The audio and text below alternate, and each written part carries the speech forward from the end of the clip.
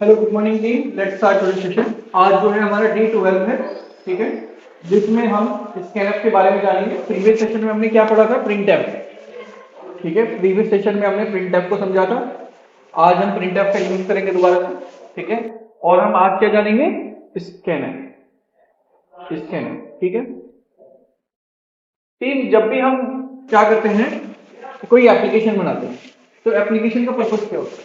User से कोई data लेना और डाटा लेकर उसे प्रोसेस करना, फिर क्या देना है? आउटपुट। हम डाटा किस किस फॉर्म में ले सकते हैं? माइक के फॉर्म में ले सकते हैं, कीबोर्ड से ले सकते हैं, है ना। ये सब डाटा इनपुट ही तो है, ठीक है। या कैमरे के थ्रू ले सकते हैं। आउटपुट के जरिए क्या हो गया? स्पीकर हो गया, मॉनिटर हो गया, ठीक है, प्रिंटर हो गया, ये सब आउटपुट के थ्रू, ठीक है। तो अभी हम जो सीख रहे हैं, हम सीख रहे हैं कि कीबोर्ड जो है आपका, ठीक है, कीबोर्ड से डाटा कैसे दे और स्क्रीन से डाटा कैसे ले, ठीक है। मतलब स्क्रीन से आउटपुट कैसे आएगा और कीबोर्ड से इनपुट कैसे जाएगा। Point clear? तो स्क्रीन पर जब भी आउटपुट चाहिए तो क्या यूज करेंगे? प्रिंटफ। और कीबोर्ड से जब भी हम डाटा लेंगे तो क्या यूज करेंगे? स्कैनर। क्या हमारे पास दो ही मेथड है, स्कैनर, प्रिंटफ? हमारे पास काफी और ज्यादा मेथड है, हमारे पास काफी और ज्यादा तरीके हैं डाटा को लेने के लिए। हमारे पास काफी सारे फंक्शंस हैं, ठीक है। जब भी हम इनपुट आउटपुट ऑपरेशन परफॉर्म करते हैं लैंग्वेज में, इनपुट आउटपुट, बस ये एक जनरल ओवरव्यू है, डिटेल में बाद में। इनपुट आउटपुट ऑपरेशन करते हैं तो दो तरीके होते हैं, ठीक है। एक तो फॉर्मेट और एक नॉन फॉर्मेट। तो आप इनपुट और आउटपुट, इनपुट लेना या आउटपुट देना, दो तरीके से कर सकते हैं, या तो फॉर्मेट तरीके से या नॉन फॉर्मेट तरीके से। तो फॉर्मेट तरीके से हमारे पास कौन से दो मेथड है? स्कैनफ और प्रिंटफ। समझ में आ गया? काफी और भी मेथड्स हैं, वो मैं बाद में बताऊंगा इसमें। इसी तरीके से नॉन फॉर्मेट में भी हमारे पास बाकी दूसरे मेथड्स हैं, जैसे कि गेट, ठीक है, गेट एस, ठीक है, गेट सी एच, ठीक है। इसी तरीके से पुट एस, ठीक है। तो ये सब नॉन फॉर्मेट तरीके हैं, इनको यूज करना बाद में सीखेंगे। इसका मतलब इनमें हम फॉर्मेट स्पेसिफायर यूज नहीं कर सकते, समझ में नहीं है? इनमें हम फॉर्मेट स्पेसिफायर यूज कर सकते हैं, जो ये वाले मेथड, ठीक है। तो चलिए आगे देखते हैं। ओके, अभी हम क्या कर रहे हैं? कीबोर्ड से डाटा ले रहे हैं और स्क्रीन पर प्रिंट कर रहे हैं। आगे चल के हम क्या करेंगे? और भी डाटा लेने के तरीके सीखेंगे, जैसे फाइल से डाटा हमने लिया और स्क्रीन पर प्रिंट कर दिया, या फाइल से डाटा लिया, फाइल में ही प्रिंट कर दिया। समझ में नहीं है? तो स्कैनर को टीम डिटेल में एक बार समझते हैं। मैंने लिखा इंट मेन, प्रोग्राम की स्टार्ट करते हैं। इंट मेन, यहां पे लिख लीजिएगा हैज इंक्लूड stdio.h, सभी ये स्मॉल में है।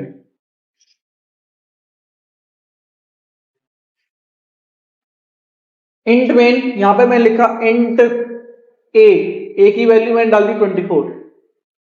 इंट बी, ठीक है, बी की वैल्यू मैंने कुछ नहीं असाइन की, सेमीकोलन, ठीक है।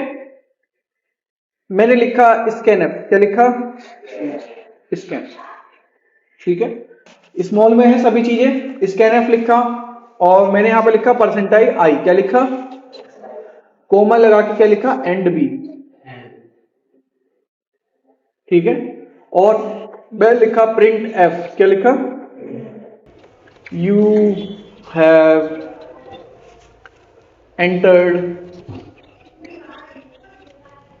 ठीक है। बी की वैल्यू में प्रिंट कर रहा हूं, परसेंटाइल आई, यहां पे कोमा, कोमे के नीचे के बाद यहां पे लिख रहा हूं, ठीक है, क्योंकि जगह नहीं है। यहां पे मैंने लिख दिया बी, ठीक है, बी लिख दिया और इसको मैंने बंद कर दिया, ठीक है। चाहे तो कोमा में यहां पे लगा देता, फिर उसके बाद दोबारा से लिखा मैंने printf slash n a is, ठीक है, परसेंटाइल i, ठीक है, और कोमा लगा के a लिख दिया, ठीक है। उसके बाद रिटर्न, इतना पॉइंट क्लियर? चलिए प्रोग्राम को रन करते हैं। सबसे पहले हमारा इंट में, ठीक है, पहली लाइन में क्या लिखा हुआ है? 8। सबसे पहले स्क्रीन और मेमोरी। मेमोरी एक ए नाम का वेरिएबल बन गया जिसमें इंट टाइप की वैल्यू स्टोर हो सकती है। मेमोरी में 2 बाइट ले रहा है, ठीक है, और एड्रेस मान लेते हैं हैज 100, ठीक है। अब इसमें क्या वैल्यू साइन गई? 24, ठीक है। दूसरा लाइन पे जाते हैं, क्या लिखा हुआ है? बी, ठीक है, बी इंट 2 बाइट और इसका एड्रेस मान लेते हैं 200, ठीक है। इसमें वैल्यू क्या है?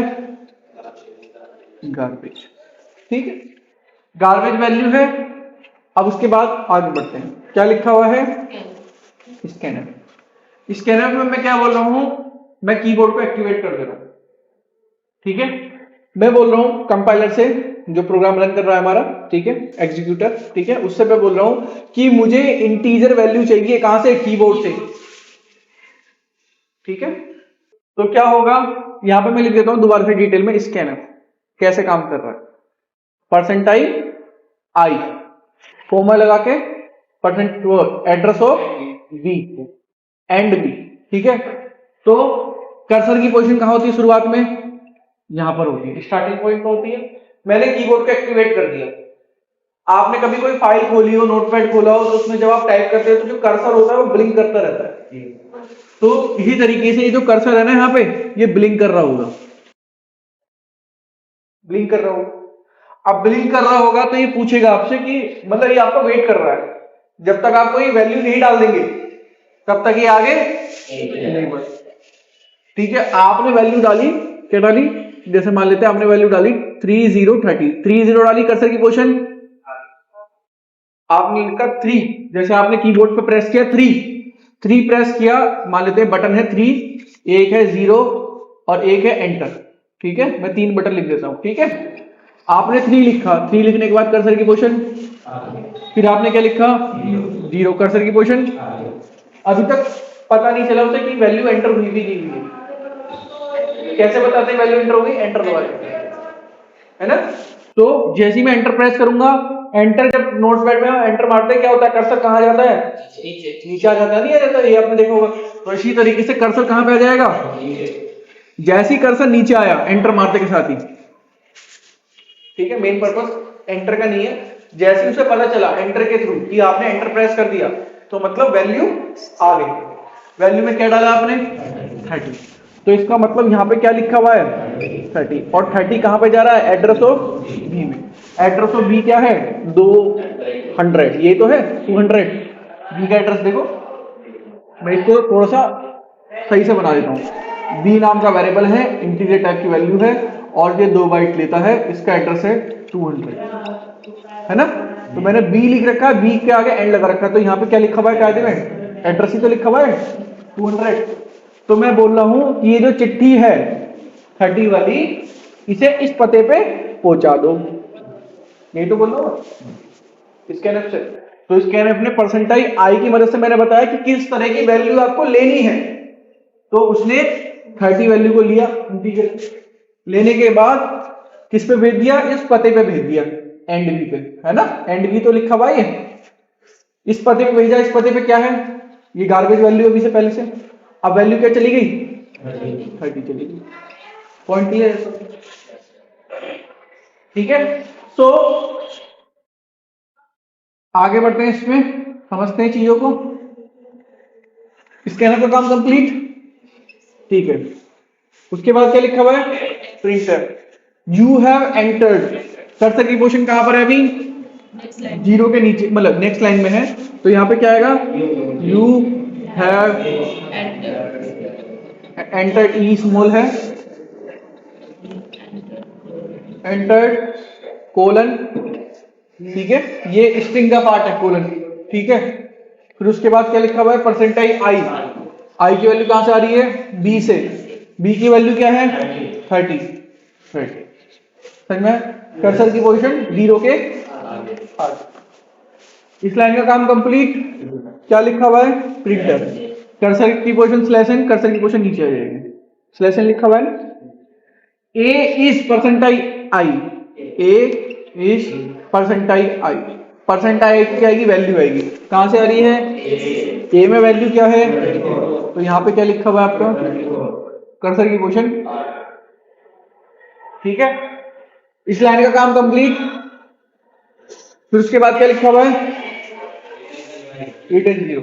मुझे लगता है जो प्रीवियस डे के हमने सेशन में डिस्कस किया था उसमें रिटर्न लिखना मैं भूल गया था, तो वहां पे आप ऐड कर लीजिएगा अगर मैंने रिटर्न नहीं लिखा, रिटर्न 0। ठीक है, सो रिटर्न 0 हम इस प्रोग्राम से, और प्रोग्राम हमारा क्या हो गया, एंड हो गया। तो हमारा आउटपुट क्या है, ये तो हमने इनपुट दिया था 30, यू हैव एंटर्ड 30 और ए इज, तो आपको स्क्रीन पर ये चीज दिखाई दे रही होगी जब आप इस प्रोग्राम को रन करें। अब मेरा क्वेश्चन यहां पे एक चीज आ जाता है, ध्यान समझना।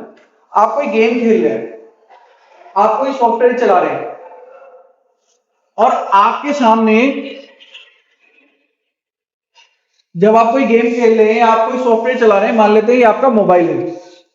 ठीक है, ये आपका मोबाइल है, आप सॉफ्टवेयर चला रहे हो या गेम खेल रहे हो, आपके सामने कर्सर ब्लिंक होने लगे, तो आपको कुछ पता चलेगा कि क्या वैल्यू डालनी है, इंटीजर डालनी है, कैरेक्टर डालनी है, फ्लोट डालनी है, आपको पता चलेगा। और वैल्यू भी डाल रहे हो, किस लिए डाल रहे हो ये भी नहीं पता चलेगा, क्योंकि सॉफ्टवेयर तो डेवलपर ने बनाया है, आम लोग तो यूजर है ना, उसे यूज करने वाले, उन्हें क्या पता क्या वैल्यू डालनी है। तो क्या हमारी ये गुड प्रैक्टिस है कि हमने पहले स्कैनफ लिख दिया, यहाँ पे वो तो हमें पता था हमने डेवलप क्या कर रखा है। अगर कोई हमारा सॉफ्टवेयर यूज करता, कोई दूसरा मेंबर, वो हेलो भी तो लिख सकता था 30 की जगह पे, हमारा प्रोग्राम क्रैश कर जाता, नहीं कर जाता।